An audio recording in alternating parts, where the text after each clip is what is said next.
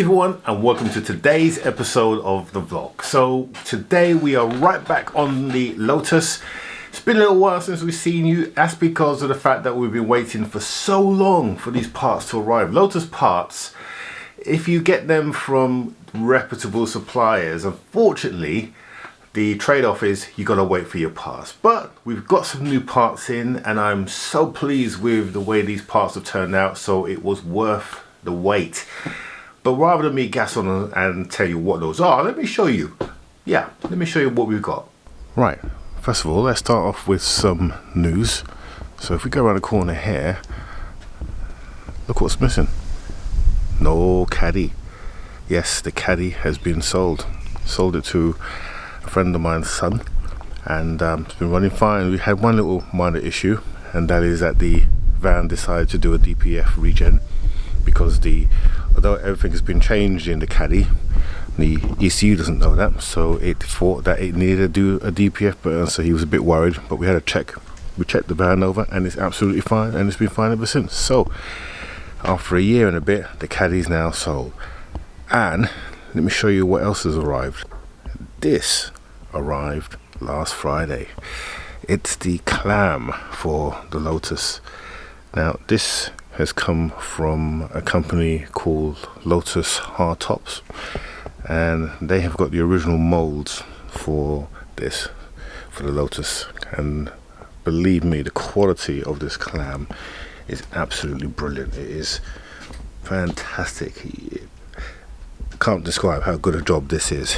Now for those of the eagle eyes of you may notice that this is not a standard front. So this front is from a 260, a Exige 260 cup, which is what I wanted. So all the bits that I need for it are here, and I've got some mesh to go in there, because I like this front. I think this front is much more aggressive. And Lotus hardtops, they do a conversion kit. So not only does it come with the front, but it also comes with all the different panels, including the side panels. And it also comes with the grills, the grooves at the side. It is a really good quality kit, very tough as well. You can see it's got better, well, the reinforcements in there are much stronger than the original kit. So yeah, so that's going to go on the vehicle. And I know that there'll be a whole lot of Lotus purists out there who are saying, you can't do that, you can't put a front from a different Lotus on there. Well, guess what? I can, and I am, because this car is not the purest of cars. I mean, let's face it, these wing mirrors, they're from a Rover Metro. The engine from a Rover, I think it's a Rover 25, the engine on this. So since when is a Lotus a pure car? There's other bits and pieces from this car that come from different vehicles as well. So it's like Lotus raided the parts store from MG or from Rover, and then made the Exige, and Lotus have traditionally always done that. So, you know, it is what it is, and live with it. Moving on, what have we done on the vehicle so far? Well, we have repaired the front here with a carbon fiber repair kit. It's not the best, I'm not going to show you the detail, but it's strong and it's tough. And although this is part of the crash structure, the crash structure itself is that U-tub bit. This here is for the tow bar that allows you to tow the vehicle, and I'm not going to put that on there because I don't need it. And I think so that's the reason why I've just done a repair rather than replace this whole unit, because only that bit was broken on there. Okay, the other bits that we've done so far, we have cleaned this all up and painted it with black Amorite, and I think it looks really good. It's come out really well, actually. I'm really pleased with that. So I'm going to do all the other suspension, because this car is 20 odd years old, 23 years to be precise. Here's what it looks like without the treatments I showed you the other week, and I'm sure you agree that it looks much better. And what we're also going to do is we're changing all of the bolts, etc., because they're worn out. So we've got new bolts for the calipers to hold them in, and I've got a complete new bolt kit for the front and the back to replace the old screws that came with the vehicle. So literally we're going to get brand new screws and fasteners to hold the thing together. We've taken the radiator off to repair this piece, and also we've got some broken bits that we needed to repair, so they're all now done, all taken off. So today what we're going to do is I'm going to clean up that hub there, and then we're going to do exactly the same that side as what we've done on this side, and then we'll put it all back together. So let's crack on with that.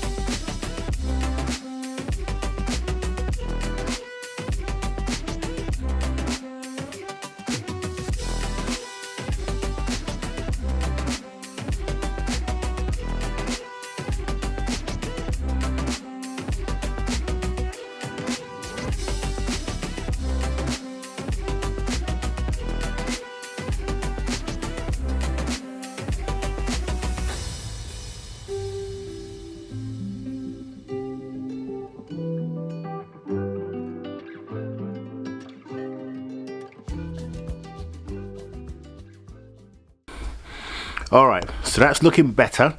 Still needs a lot of work, so I'm going to do this off camera, then I'll show you the finished result before we start to paint. So I'm going to go a couple of hoover ups to hoover up all the loose bits, because there's lots of it at the moment, as you can see. Much later. Alright, so we've just spent a good half an hour cleaning up the hub assembly, so we're now ready to give it paint. And I'm not using anything fancy, I'm just using some Hammerite direct to rust metal paint, and basically it's just going to make it look better and give it some protection, because this, like I said, this is 22 years old, everything on it is absolutely fine, but obviously with the rust will eat away. So if we give it some kind of protection, it's going to give it some longevity, and it looks better, let's face it. I mean, you saw what the other side is. So let's get this bit painted, and then yeah, take it from there.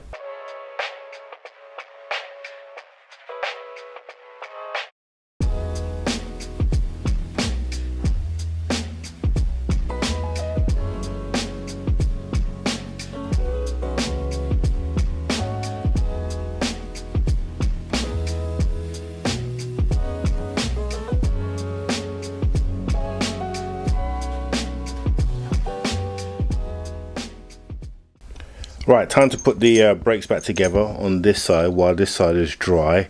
Let me show you a couple of things. So that is the original bolts that we've taken off rather. They are rounded off at the top when taking them off. That one not so much, but this one definitely. So basically I've got brand new hardware to put on there.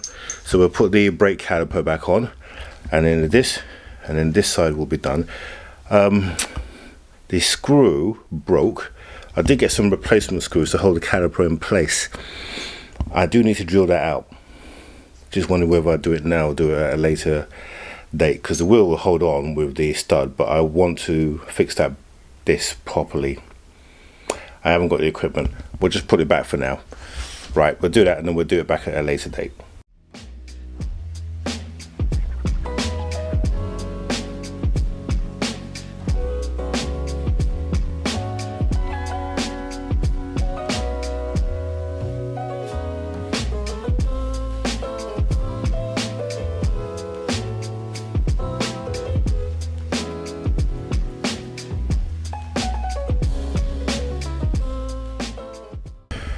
Alright, so we've got the caliper on this side all put back on now, and a few hours have passed. So now this side is now all nice and dry after a couple of coats. I'll say a few hours, a couple of days actually. We're now back on this. So we're going to put the brake, the disc back on. Now, let's talk about the radiator. You see this radiator here? So this is the radiator that came off the car. And as you can see, it's a little worse for wear. I have tried to bend it back into shape, but it's not looking good. It's not leaking at all. It is watertight because there was no water coming out of it, but as you can see, it's a little worse for wear. So we've gone out and bought ourselves a new radiator. This is a gravity radiator. It's slightly thicker as well, it has an improved cooling. So what we're going to do now is we're going to take off the fan on this. We're going to remove some of these mountings. No, we're not going to remove these mountings. I got new ones. Yes, I got new ones.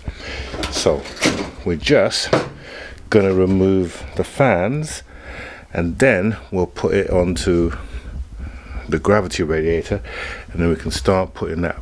But first, let's get that brake disc back on.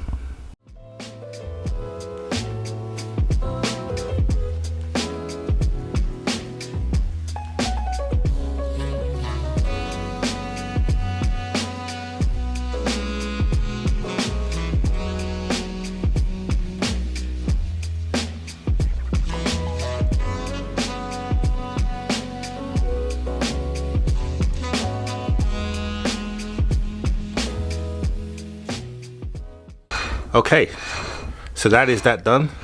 That's all nice and on. Just needs to have wheel put on, which has got winter tires. Don't know why it's got winter tires, but we're going to change those tires on. And I've just taken off 4 of the most rustiest bolts ever. So the fan is now free and it can come off. There we go. And that radiator is now just scrap. Yep, just scrap. So we're going to put that now on the new radiator, which will be much easier, and then we're going to put the radiator into position.